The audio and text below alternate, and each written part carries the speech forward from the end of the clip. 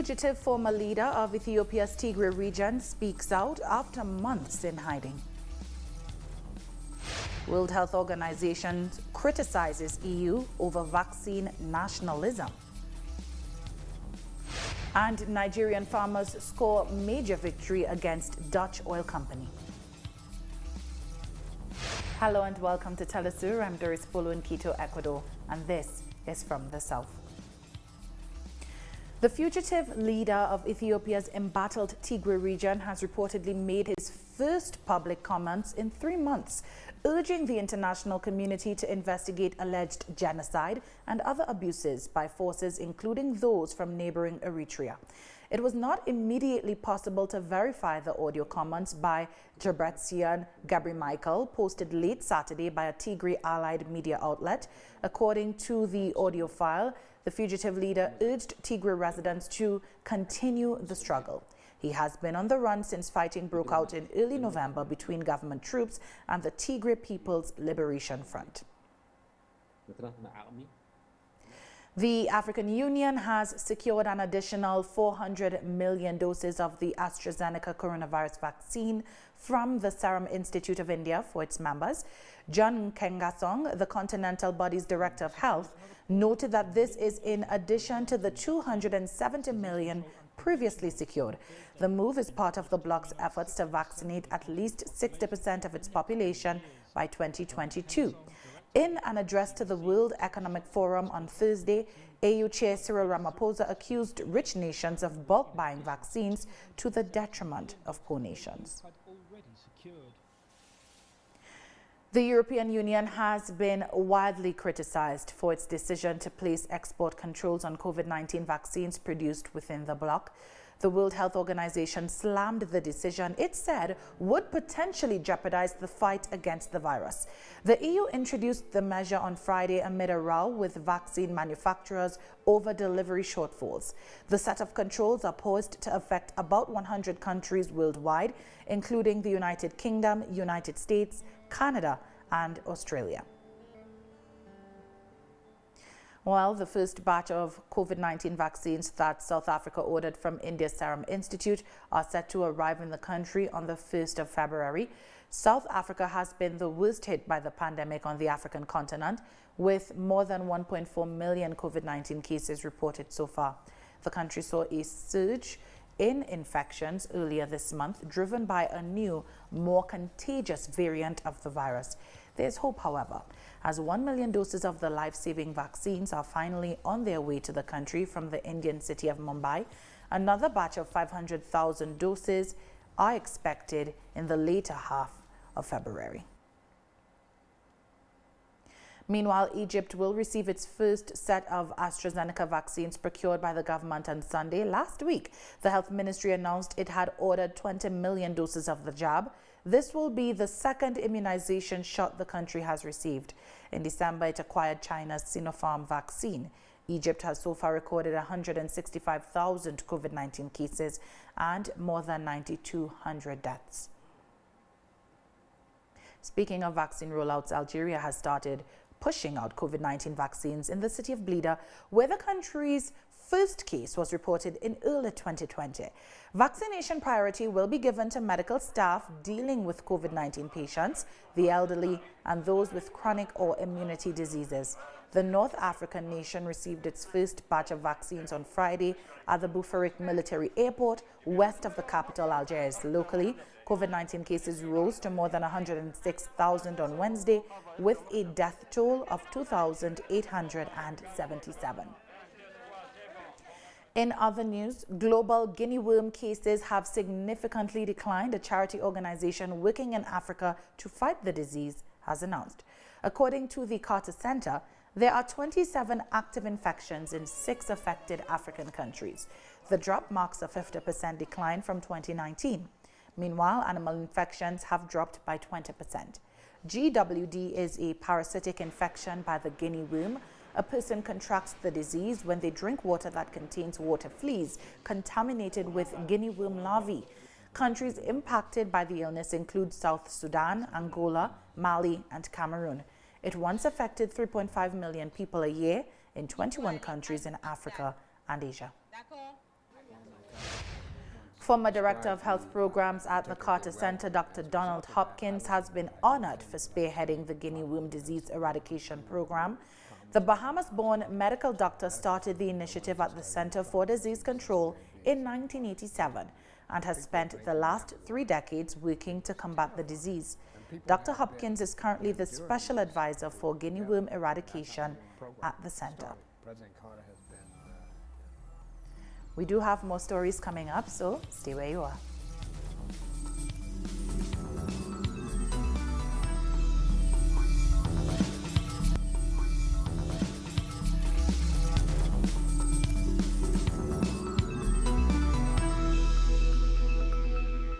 Welcome back. The fighting between a coalition of rebel groups and government forces in the Central African Republic has displaced more than 200,000 people. According to the UN Refugee Agency, nearly half of the displaced have crossed the border into makeshift refugee camps in the Democratic Republic of Congo. The agency added that the asylum seekers are living in dreadful conditions in camps that do not have running water and other basic necessities. The fighting between the two sides was sparked by a court decision to ban former President Francois Bozize from running in the December 27th polls, in which Faustin Archange Touadera was declared the winner. There was conflict back home in Bangassou. We had to flee because of that conflict and come and find refuge here. Hundreds of Tunisians have marched in the capital Tunis to protest against police abuses they say are endangering freedoms won in the 2011 revolution that swept away authoritarian rule. Hundreds of riot police confronted the demonstrators, leading to scuffles. Some protesters threw bottles, while police struck some demonstrators with batons.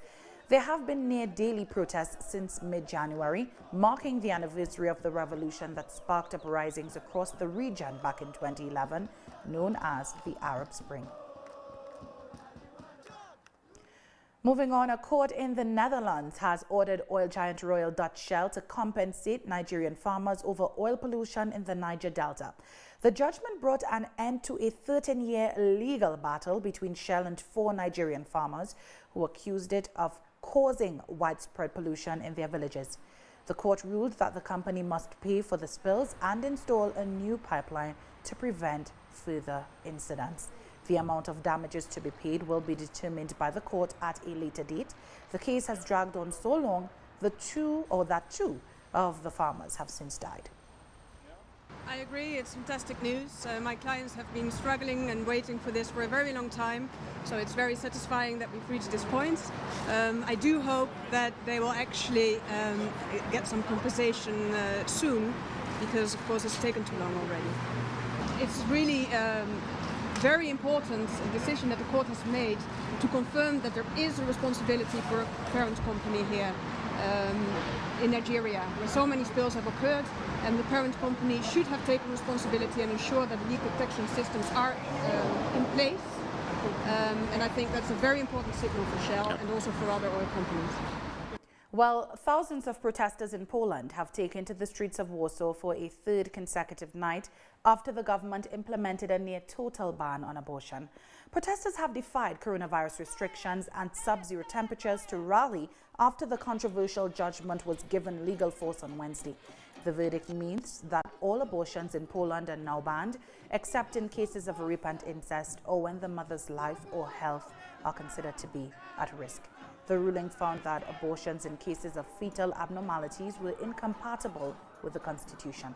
The government says the ban will halt eugenic abortions, referring to the termination of fetuses diagnosed with Down's syndrome, but human rights groups say it will force women to carry non-viable pregnancies. This verdict of the Constitutional Court means that I do not want to have any more children for the moment in Poland, because I want to have the choice and I do not want to run the risk of having to watch my baby die in excruciating pain or have a stillborn.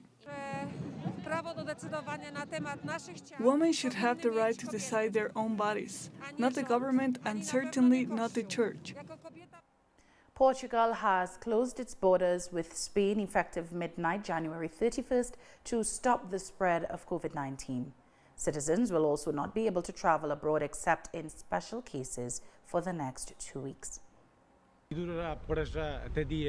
This will last until February 14th at 11:59 p.m. Before the closure, there was some movement in the border area, but at the moment it is quieter, and there is not too much traffic along the border. I assume that people are paying attention to the border controls and respecting the restrictions imposed in the country. Speaking of restrictions, tougher measures have been reimposed in the Greek capital Athens after the city recorded a spike in COVID-19 cases. Most retail shops in Athens have been ordered to close, and high schools, which were supposed to open on Monday, have been limited to the first 3 grades, while older students will continue learning through online classes. The country has so far recorded 155,000 confirmed COVID-19 cases and 5,764 deaths. Germany has imposed a partial ban on travelers entering the country from nations where new variants of the coronavirus have spread wildly. The new ban affects travelers from Britain, Ireland, Portugal, South Africa, and Brazil and will be valid until February 17th. Since midnight tonight, there is a new coronavirus safety measure. The federal police is under order to check the travel ban on flights from the so-called virus variant areas. These are the 5 countries at present: Britain, Ireland, Portugal, South Africa, and Brazil. We are checking the travel ban, which means no travelers from these countries are allowed to enter Germany. France's Prime Minister John Cast has said his government will apply strong punitive measures against individuals that are violating the restrictions put in place to curb the spread of the novel coronavirus. Police and joint arms will be mobilized to monitor the non-respect of the curfew, the organization of clandestine parties and illegal opening of restaurants to a great extent. The excesses of a few will not be able to ruin the efforts of all. An instruction of particular firmness will therefore be applied to those who defraud the rules in force. Together we have made our best effort to speed up the vaccination, and tonight nearly 1.5 million French people received their first injection. Our duty is to do everything we can to avoid further confinement, and the next few days will be decisive. Renowned Chinese health specialist Zhong Nanshan has said he is hopeful the United States can deepen cooperation with his country in the fight against the COVID-19 pandemic as the Joe Biden administration now looks to take control over the domestic epidemic. Zhang, who received the Medal of the Republic, China's highest state honor, in recognition of his outstanding contribution to the fight against COVID-19, said he is more optimistic about the U.S. strategy in the battle against the virus under this new government.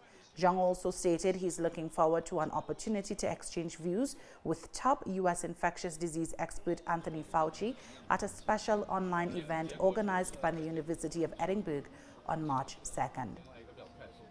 If the epidemic situation in the United States improves, it will be good for the country and the world and the U.S.-China relationships. I'm looking forward to exchange between scholars from both countries. I think the insight of Anton Fauci are very similar to mine, so I'm looking forward to an opportunity to exchange views with him. We're taking one last break. Don't go anywhere.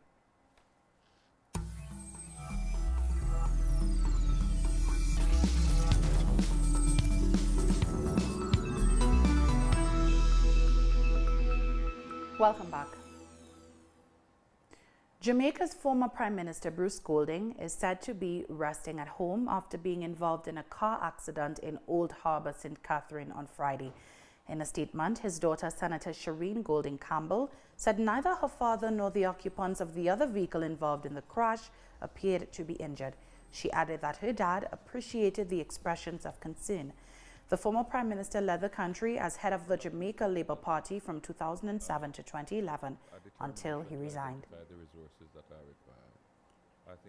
The Tobago House of Assembly remains at an impasse after the elections on January 25th saw a 6-6 tie between the Progressive Democratic Patriots and Tobago People's National Movement Council. After the swearing in of the 12 assemblymen on Thursday, 2 separate presiding officers were nominated by both parties, resulting in a tie on 2 occasions. With no executive in place, the Tobago PNM Council wants new elections, while the PDP is taking legal action on Monday. They hope to ask the court's permission for an interpretation of the law and procedures to be followed, with a view to ending the stalemate. Continuing with Caribbean news, at least 10 people in Cuba have been killed when a bus crashed on a highway. The bus was transporting teachers on a highway between the capital Havana and the neighboring province of Mayabeque when the driver lost control of the vehicle and it flipped over. At least 24 people were injured as well and are now treated in nearby hospitals. Authorities have launched an investigation into the cause of the accident. 25 patients have been to the hospitals, Aleida Fernandez and Leopoldito Martinez. Of these patients, 2 are children, who were sent to the Juan Manuel Marquez Pediatric Hospital in Havana. They are already in the hospital, in a stable condition. The patients are being cared for, they are being hospitalized, and everything that is necessary in order to save the life of each one of them is, of course, available in each of our hospital networks. In Chile, a fire has broken out at a Santiago hospital, forcing the evacuation of staff and patients. Dozens of firefighters have rushed to extinguish the blaze that broke out at the San Borja hospital early on Saturday. Authorities have reported no injuries or deaths so far. According to early reports, the fire started on the 3rd floor where intensive care units are located, but officials are yet to determine the cause of the incident. Now, fire has broken out at a Brazilian stadium as well that hosted World Cup games in 2014. The blaze at the Castelão Arena in the northeastern city of Fortaleza has caused damage and left some people suffering from smoke inhalation. According to the fire department, it was apparently sparked by a short circuit in the broadcast area. It wasn't immediately clear how many people needed medical assistance. Over to the United States, a massive fire engulfed a northern New Jersey recycling plant. The blaze broke out around Friday midnight at the Atlantic Coast Fibers plant in Passaic. Officials have warned that the plant could burn for days. The mayor of Passaic said that there were at least 2 explosions, one involving a truck with gas tanks on it. Now, authorities fear the flames could spread to a nearby chemical factory. The other concern are pocket fires because of embers and the fire that's actually traveling around the area. So we remind you to please keep your windows closed. But if you see instances of fire in the area, call immediately 911 and let us know. We had difficulty with water pressure, obviously with temperatures, with exhaustion for our firefighters. You can see right behind me how this is continuing to spread right here. On that note, we've come to the end of this news brief. You can find these and many other stories on our website at telesurenglish.net.